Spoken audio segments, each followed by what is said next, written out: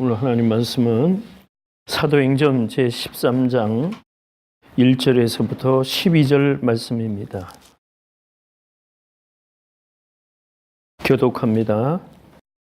안디옥 교회에 선지자들과 교사들이 있으니 곧 바나바와 니게르라 하는 시몬과 구레네 사람 루기와 분봉왕 헤롯의 젖동생 마나인과 및 사울이라.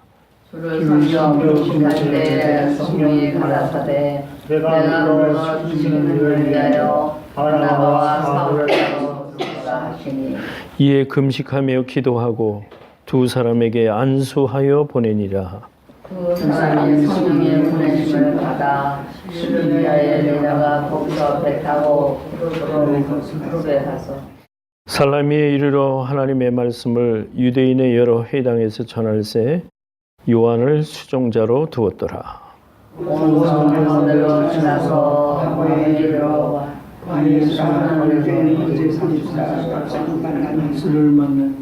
그가 총독 서기오 바울과 함께 있으니 서기오 바울은 지혜 있는 사람이라 바나바와 사울을 불러 하나님의 말씀을 듣고자 하더라. 가수의 많은 이 이름을 번역한 가수라 저를 대적하여 지도로 민지고 자격이 있으니 바울이라고 하는 사울이 성령이 충만하여 그를 주목하고 그런데 몸 길기와 악함이 가득한 자여 마귀의 자식이요 모든 일을 위해 원수요 주의 바른 길을 걷게 하기를 주시지 아니하였다.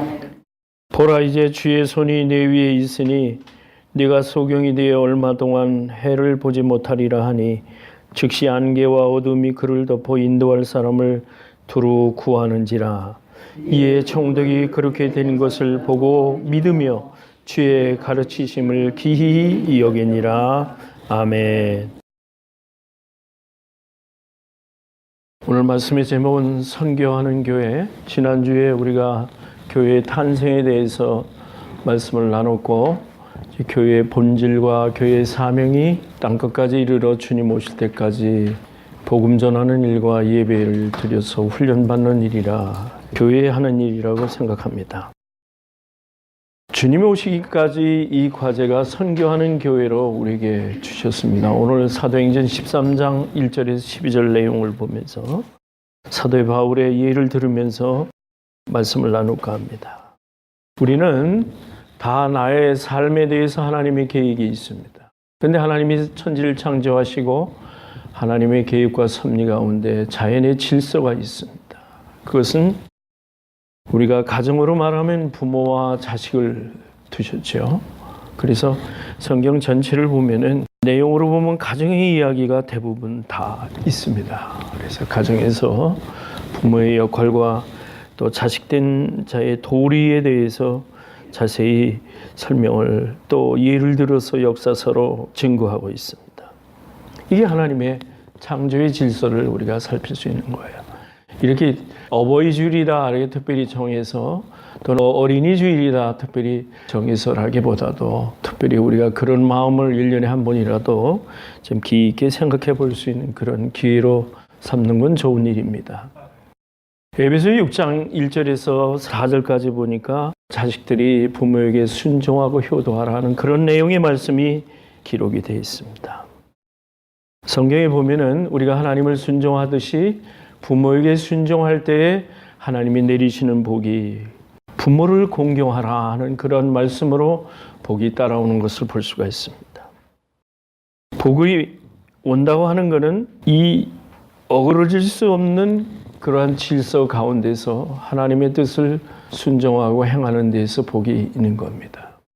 저는 부모에게 순종한다는 말은 참 우리가 많이 들었지만 그 4절에 있는 말씀 중에 특별히 부모들이 자녀를 노엽게 하지 마라. 우리가 주 안에서 순종할 때 때로는 부모의 생각이 자녀에게 좀 달라질 수 있지만 주의 교양과 훈계로서 지도를 하되 노엽게 하지 않는 일이 필요한 겁니다. 그것은 자녀와의 대화가 필요하고 자녀와의 의사의 소통이 필요한 겁니다. 이제는 일방적으로 자녀를 몰아세우는 시대도 또 아닌 겁니다. 우리 옛말에 자녀는 아버지의 등을 보고 큰다 하는 말이 있습니다.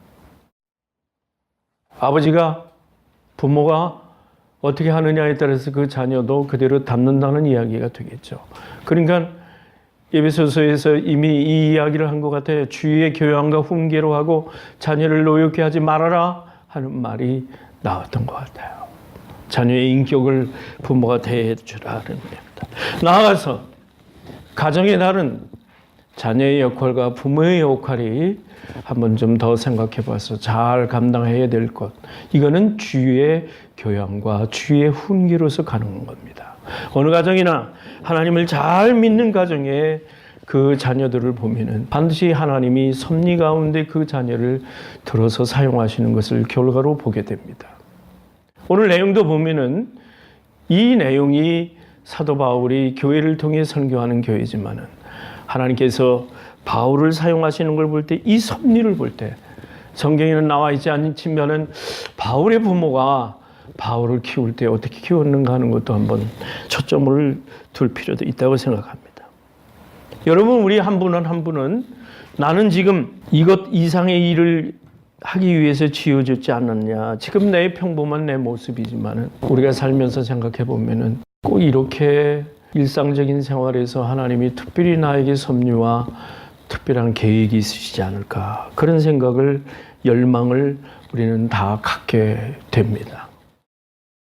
또 우리 교회는 항상 이런 정도로 해서 우리가 예배드리고 교제하는 것으로 끝나야 되느냐. 선교라 함은 교회가 또는 개인이 하나님 나라 복음의 확장을 위해서 문화가 다른 곳에 가서 선교를 할 수 있는 거고 같은 동족 간에는 전도를 할 수 있는 겁니다.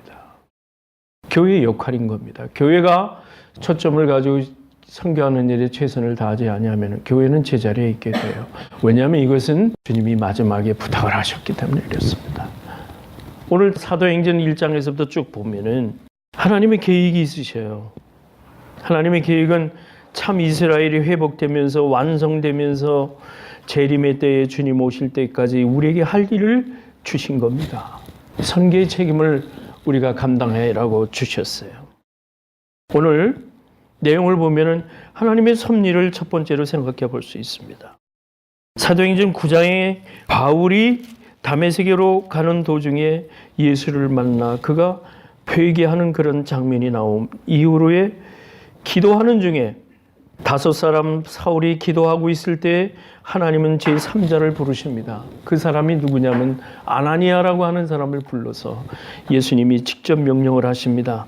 자, 내가 집과 거리로 가면 5사람 사울이 지금 집에서 기도하고 있는데 그 사람을 위해서 안수해서 눈이 지금 멀었는데 눈을 다시 치료해서 보게 해 주어라. 그러면서 15, 16절에 보니까 그 아나니에게 이런 말씀을 주님이 하십니다. 가라. 이 사람은 즉 바울을 가리키는 겁니다. 내 이름을 이방인과 임금들과 이스라엘 자손 앞에서 전하기 위하여 택한 나의 그릇이다. 그가 내 이름을 위하여 해를 얼마나 받아야 할 것을 내가 그에게 보이리니. 17절에 보니까 예수께서 나를 보내시고 너로 다시 보게 하시고 성령으로 충만하게 하신다. 아나니아가 예수님의 심부름으로 갑니다. 아나니아가 바울이라는 사람을 알 수가 없는 겁니다. 하나님은 하나님의 나라를 이루시기 위해 지금도 일을 하고 계십니다. 교회를 통해서 일을 하고 계시는데 우리 한 사람 한 사람이 다 사울과 같이 하나님의 섭리를 가지고 하나님의 복음이 전해지는 일에 우리가 쓰임을 받는다는 사실인 겁니다. 요한복음 15장 16절에 보니까 너희가 나를 택한 것이 아니요 내가 너희를 택하여 세우나니 불렀나니 이는 너희로 가서 열매를 맺고 그 열매가 항상 있게 하려 함이라. 너희가 내 이름으로 무엇이든지 구하는 것마다 다 받게 하려 함이라. 17절에 이제 너희는 서로 사랑하라는 말씀을 주셨어요. 이 말씀을 보면은 하나님의 섭리 가운데 하나님 나라의 선교의 역할을 우리 교회가 감당해야 된다고 본다면은 하나님이 우리를 불러 세우셨다는 겁니다. 여러분이 믿는 마음을 갖는 것은 하나님이 여러분을 불러서 죄를 회개하고 구원을 받는 여러분의 하나님의 구원 계획 가운데 여러분을 세우셨다는 사실입니다. 사울이 누굽니까? 사울은 예수 믿는 자를 잡아다가 율법주의로 그들 가운데 넘기려고 하는 유대 율법주의에 충성을 다했던 사람입니다.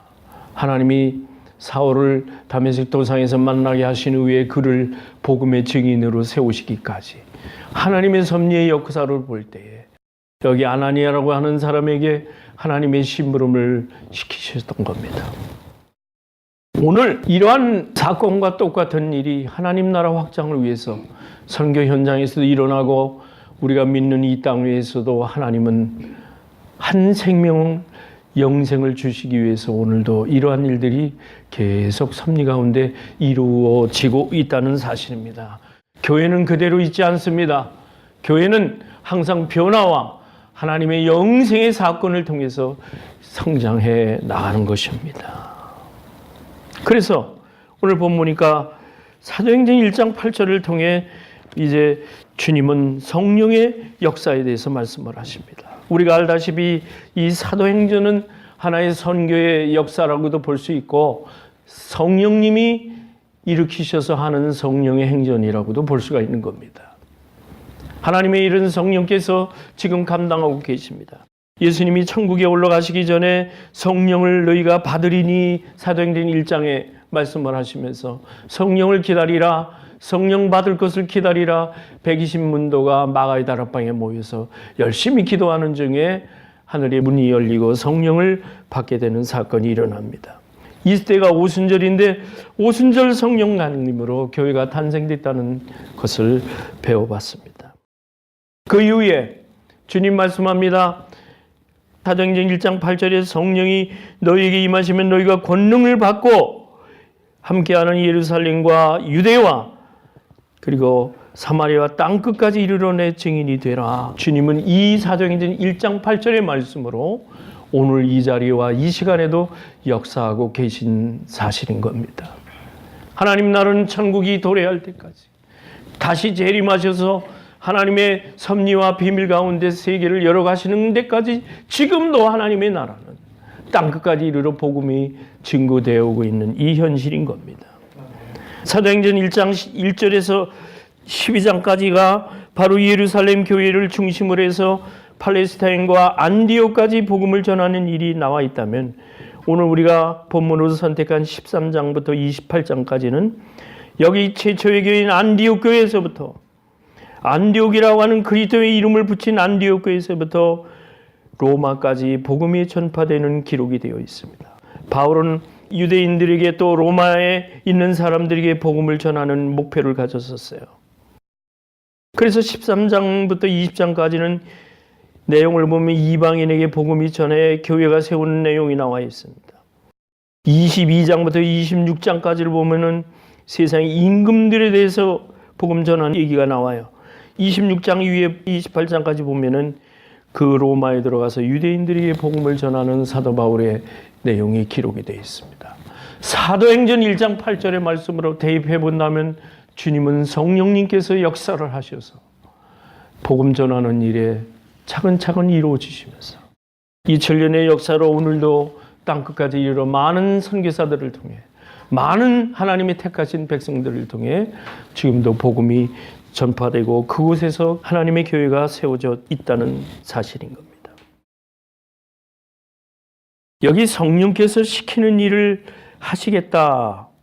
13장 1절에 보면은 거기에 선지자와 교사들이 있는데 바울과 함께 동행했던 바나바, 그 다음에 흑인이라고 하는 시므온, 구레네 사람 르기오, 헤롯의 젖동생 마나행 및 사울, 이 사람들만 꼭 있다고는 볼 수가 없지만은 선지자들과 교사들이 하나님의 교회를 인도하고 있었을 때에 성령이 가라 말씀하시기를 내가 불러시키는 일을 위해서 바나바 사울을 따로 세우라고 주를 섬겨 금식할 때에 이 말씀을 주셨어요.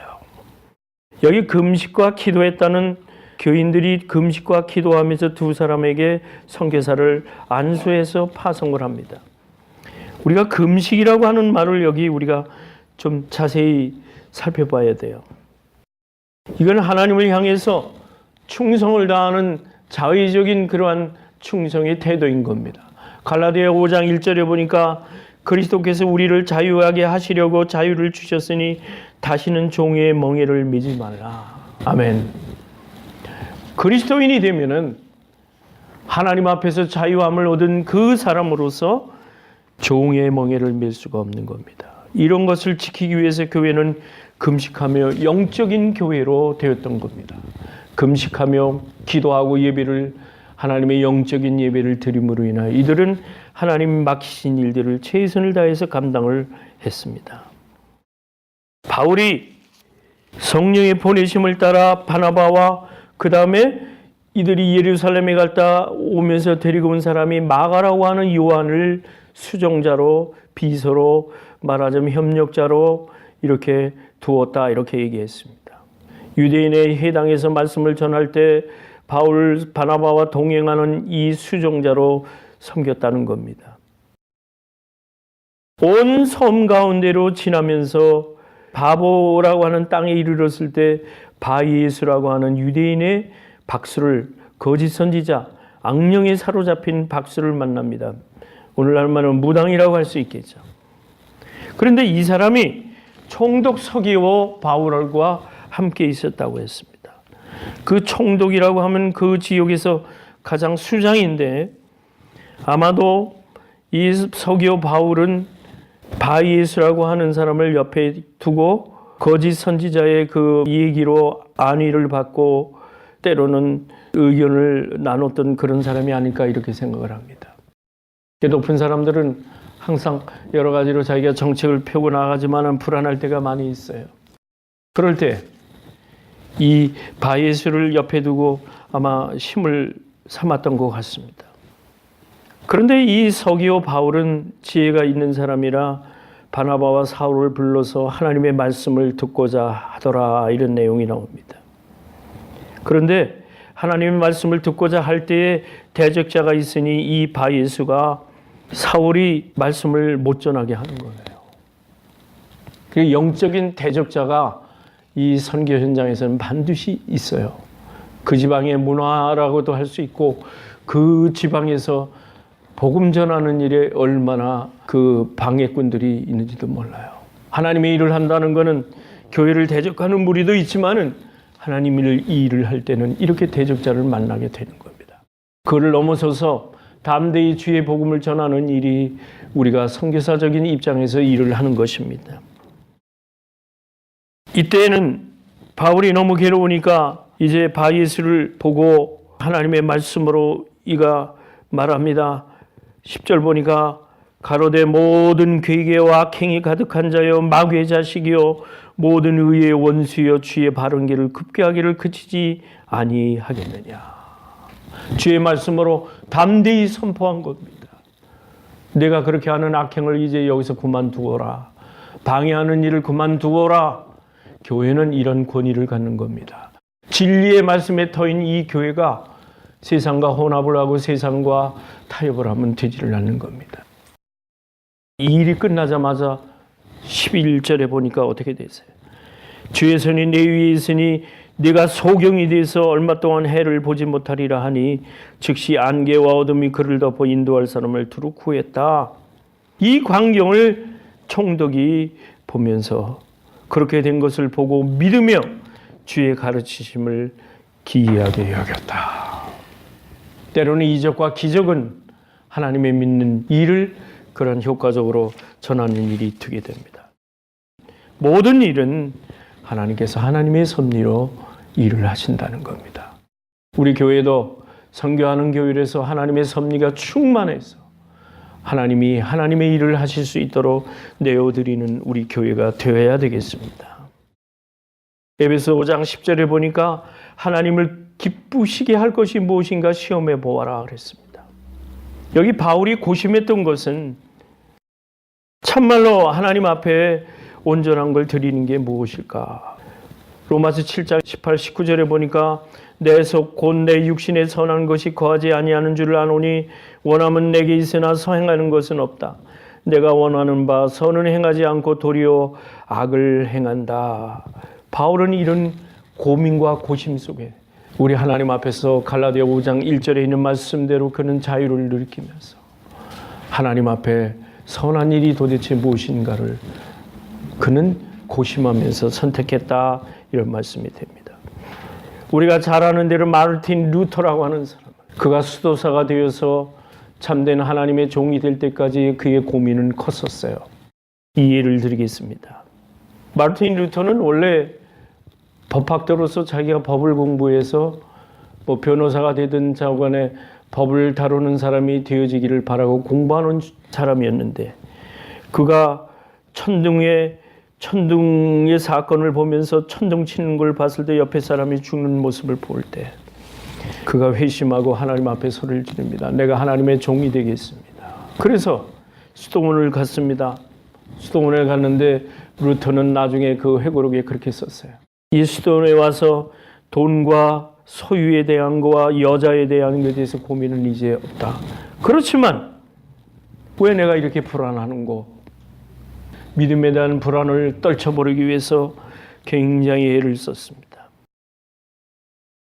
마틴 루터는 굉장히 고민을 많이 했어요.